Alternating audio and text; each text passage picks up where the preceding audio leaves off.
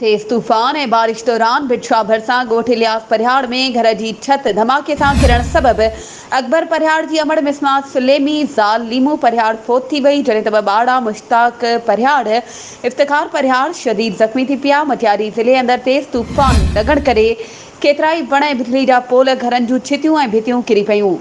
जॾहिं त दुकाननि ऐं क़ौमी शाहराह समेत लिंक रोड ते लॻल केतिराई साइन बोर्ड किरी पिया। ज़िले जे सभिनी नंढनि वॾनि शहरनि में किथे वॾ फुड़ी सां तेज़ बरसात त किथे हल्की बरसात वसंदी रही, जंहिंसां हेठियाई इलाइक़ा पाणी हेठि अची विया आहिनि ऐं हेठियाई वारा इलाइक़ा गंदगी जे पिण वर चढ़ी विया आहिनि ऐं गटरनि जो गंदो पाणी रस्तनि ऐं घिटियुनि में भीजी वियो आहे। गंदे पाणी जो निकाल न थियण सबबि शहरनि खे वॾी तकलीफ़ थी रही आहे।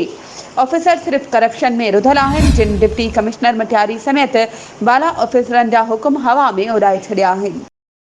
वधीक ख़बरुनि ऐं अपडेट्स जे लाइ असांजे चैनल खे सब्सक्राइब कयो ऐं हा, बेल आइकन खे प्रेस करणु न विसारिजो त जीअं असांजी हर नई अचण वारी वीडियो तव्हां ताईं पहुची